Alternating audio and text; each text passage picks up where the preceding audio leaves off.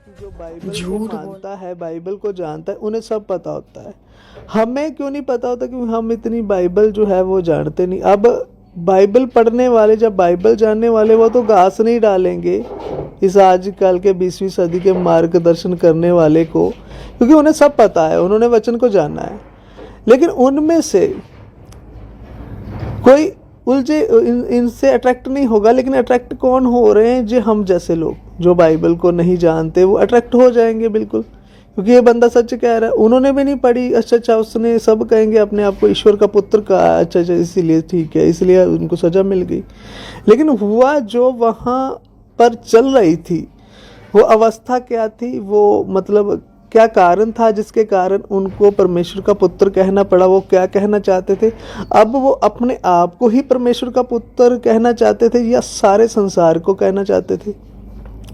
वो आप एक अकेले ही परमेश्वर का पुत्र रहना चाहते थे, या सबको कहना चाहते थे? क्योंकि सब क्या मानते थे और जीसस की धारणाएं क्या थी, हटके कैसे थी उनसे, ये थोड़ा समझना पड़ेगा आपको।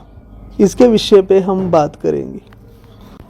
हाँ, तो दूसरी बात है मेरी कि देखो, सबसे पहली बात है, क्या मैं अगर इतना मानता हूँ कि वो सूली चढ़े? देखो, सूली मेरे सामने कोई नहीं चढ़ा, ना ही इनके सामने चढ़ा है, जो ये तम्बाकू खाना नहीं छोड़ते, या बीड़ी पीना नहीं छोड़ते, अपने अवगुण नहीं छूट रहे, और दूसरों को जो बातें करते हैं, अपनी, मैं इनसे बातें करता हूँ, अपनी बीड़ी नहीं छूट रही, होठ काले हो गए लेकिन बीड़ी पीना नहीं छोड़ेंगे, और दूसरों को कहेंगे, जो संतों को ऐसी बातें कहेंगे। अब दोस्तों, मेरा एक कर्तव्य है, जब तक मैं जीसस को नहीं जान लेता, या कृष्ण जी को नहीं जान लेता, कबीर जी को नहीं जान लेता, मेरा धर्म ये कहता है कि मैं उन्हें, अगर पॉजिटिव चीज़ उनके अंदर नहीं देखनी, तो नेगेटिव चीज़ भी ना देखूं। हाँ, अज्ञान में हम लोग ऐसा करते हैं कभी कभी, लेकिन अब हमें ये काम करने छोड़ देना चाहिए, क्योंकि अब हम समझदार हो चुके हैं। जैसे ये कहते कि हम संत रामपाल जी के पास ऐसा करते, तो अब भी सुधर जाओ, अब भी सुधर जाओ, अब भी जो सच्चा इतिहास है वो बताओ। अगर यही करोगे कि जब दूसरों की भक्ति सही नहीं, इसलिए वो सूली चढ़ गए, और खुद को कभी मुसीबत आए तो फिर कहना कि जीसस भी, फिर जीसस को सच्चा संत बना लेते हैं, यूज करते हैं संतों का। लेकिन अब भी सुधर जाओ, अब भी समय है। हमने संत रामपाल जी के यहाँ भी यही किया था, और यही कहा था कि जीसस की भक्ति सही नहीं थी, इसलिए सूली चढ़ाया गया, स्वाभाविक है, हमने कमी देखी। लेकिन जब संत रामपाल जी खुद जेल में चले गए, तो हम ही लोग थे जो कहते थे कि जीसस भी सच्चा संत था, फिर सच्चा संत, सच्ची भक्ति, वो भी तो सूली चढ़ा, और फिर क्या हुआ? संत रामपाल जी भी देश के लिए जो कर रहे हैं, दुनिया के लिए। तो ये द्वैतवाद है यहाँ। इससे अच्छा है कि हम पहले खुद समझे ज्ञान।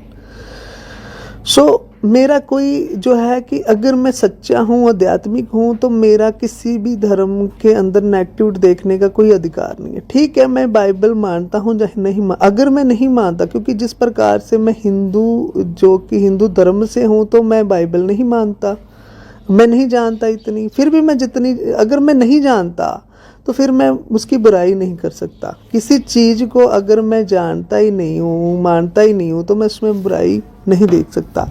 जैसे कि इन लोगों ने कहा कि वो सूली चढ़ गया, इस कारण चढ़ गया क्योंकि उसने अपने आप को ईश्वर का पुत्र कहा था। क्या वो इसलिए सूली चढ़ा? क्या उसे पहले नहीं पता था कि मैं सूली चढ़ जाऊंगा? क्या जीसस ये बात नहीं जानते थे कि मैं सूली चढ़ जाऊंगा? जबकि उन्होंने 3 बार ये भविष्यवाणी की थी कि मैं सूली चढ़ाया जाऊंगा, मैं इसीलिए जगत में आया हूँ। ये 3 बार भविष्यवाणी जहाँ की गई, वो भी बाइबल में लिखा हुआ है। या तो अब मैं बाइबल मानूं, नंबर 1 कि अगर मैं बाइबल मानूं, तभी जीसस किसी ने अपने आप को ईश्वर का पुत्र कहा है और वो सूली चढ़ा है। और अगर नहीं मानूं, तो फिर तो मेरे सामने ना तो जीसस आए, ना सूली चढ़े। मैं कैसे मान लूँ कोई इंसान आया और वो सूली चढ़ गया और उसने अपने आप को ईश्वर का पुत्र कहा होगा? या तो मैं किताबी ज्ञान मानूं या ना मानूं।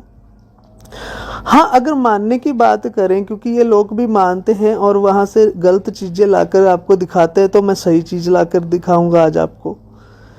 तो मैं मानता हूँ कि जीसस आए, बाइबल एक बार हम मानते हैं कि आए, तो क्या उन्हें पहले नहीं पता था कि मैं सूली चढ़ाया जाऊंगा? और ये भी पता था कि तीसरे दिन में जीवित हो गए, जी उठे।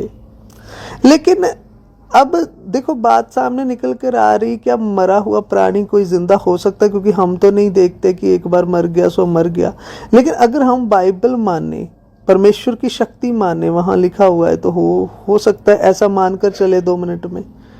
दूसरी बात कि वहाँ क्या चल रहा था, वहाँ कहानी क्या थी, किस लिए ये कहना पड़ा कि मैं परमेश्वर का पुत्र हूँ, वहाँ क्या नियम बांधे गए थे, और अब क्रिश्चियन धर्म क्यों कहता है कि हमारे जीसस ने, चलो उनका धर्म है, मैं गलत नहीं कहता उनको, हाँ मुझे मानना है या नहीं मानना ये मेरा अपना फैसला है, लेकिन किसी के धर्म को मैं बिना परखे टिप्पणी करूं यहाँ गलत, ये मेरा कोई अधिकार ही नहीं है। परमात्मा मुझे अधिकार नहीं देता, जिस चीज़ को मैं अनुभव या फील नहीं करता या नहीं जानता, मैं उसको सही गलत कह ही नहीं सकता।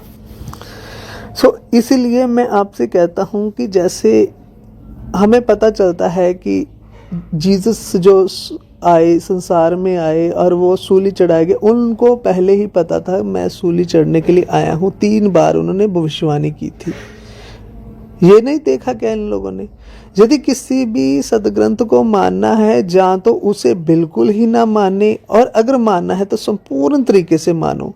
जब ये लोग, आजकल के लोग नेगेटिव दिखाने वाले, आपको 2-2 अक्षर निकाल कर देते हैं और अपनी खिचड़ी बनाते हैं, जिससे कि कबीर साहब ने कहा है, ज्ञान ग्रंथ और खंड है बीरा, कथे रमैनी काल गंभीरा, कि ज्ञान को खांड खांड के कुछ शब्द निकालेंगे और अपनी ही किताब एक बना लेंगे, अपनी रामायणी जो है वो बना लेंगे और कहेंगे कि ये अधूरे हैं। जिनकी ज्ञान को ये लेंगे, जिनसे ये समझदार बने, उन्हें ये खांडेंगे। ये आने वाला अभी मैं कुछ बातों में आपको बताऊंगा। दोस्तों बात कुछ इस तरीके की है, जब जीसस इस जगत में आए तो बहुत सारे नियम, बहुत सारी परंपराएं, बहुत सारी रस्में चली हुई थी, जिससे मनुष्य को बहुत बांधा गया था, बहुत कर्म उस पे डालेंगे। ये आप देख सकते हो जीसस ने नई हदायतें क्या दी है, नए नियम क्या बताए हैं। ये चीज़ जो बाइबल जानता है वो उसे बिल्कुल पता चल जाता है। जैसे राख को जलाओ और अपने शरीर में डालो, ऐसी ऐसी बहुत सारी चीज़ें चल रही थी, जो कि ये बताया जा रहा था कि अगर मनुष्य पाप करे तो ऐसा हो जाए। यानी कि वो डर दिया गया था एक, यानी कि जब जीसस आए तो उन्होंने वो डर, वैसे परमेश्वर की ओर से नहीं दिया गया था, बस मनुष्यों ने अपनी ही धारणा बनाई हुई थी, जो कि आप सब जानते हो। जैसे कि कोई धर्म चलता है, जब जो वो धर्म चलता है तब वो सही होता है, और उसके बाद पखंड, आगे आगे पखंड, मनुष्यों ने जो अर्थ किए हैं सदग्रंथों के, उसके बाद उन्होंने कुछ अर्थ गलत किए हैं, जिसके कारण काफ़ी पखंड जो बने। जीसस उसी के नाई कहते थे कि हम परमात्मा के जो है गुलाम नहीं है, हम परमात्मा के पुत्र हैं, गुलाम नहीं है। तुम परमात्मा को अपना पिता नहीं मानते, तुम अपना पिता फिर शैतान को मानते हो। मैं अपने पिता परमात्मा को अपना पिता मानता हूँ, और वो मुझसे प्रेम करता है, मैं ऐसा जानता हूँ। मुझे इन नियमों की, बंधनों की ज़रूरत नहीं है। ये बातें वो बंधन से निकालने के लिए करते थे लोगों को, जो बहुत फंसे हुए थे। जीसस ने ये बात कई बार कही कि आप एक दुनियावी पिता होकर अपने बेटे के साथ ऐसा कर सकते हो, उसने यातनाएं दे सकते हो। ऐसी ऐसी बहुत सारी उसने बातें की लोगों को जगाने के लिए। तो उन्होंने आत्मा की बातें की, क्योंकि सब लोग अपने आप को तत्व ही समझ रहे थे, शरीर ही समझ रहे थे, चमड़ी ही समझ रहे थे, और सब ये कहते थे कि परमात्मा ने, ईश्वर ने आदम को मिट्टी से बनाया, हम केवल मिट्टी हैं। लेकिन जीसस जानते थे कि परमात्मा ने जो श्वास फूका हुआ है, यानी कि जिन्हें आत्मा कहा जाता है, इशारे में चेतना कहा जाता है, आत्मा और चेतना में थोड़ी भिन्नता आएगी। ये बात आपको आगे बताई जाएगी कि आत्मा किसे कहते हैं हम और चेतना किसे कहते हैं। तो भिन्नता भी क्या है, सब कुछ तो परमेश्वर की ओर से ही है, भिन्नता भी आपको समझ आ जाएगी। दोस्तों जैसे ही वहाँ जो प्रथा चल रही थी, जहाँ वहाँ जो पुराना जो नियम चल रहा था, उस नियम में यही कहा जाता था कि हम सिर्फ मिट्टी हैं, शरीर हैं, यानी कि आत्मा की कोई बातें नहीं होती थी। तो जीसस इशारे में पहली बार जब उन लोगों से मिले जो वहाँ के गुरु बनकर बैठे हुए थे, उस समय के जब जीसस आए, तो उन्होंने उन्हें आत्मज्ञान समझाते हुए कहा।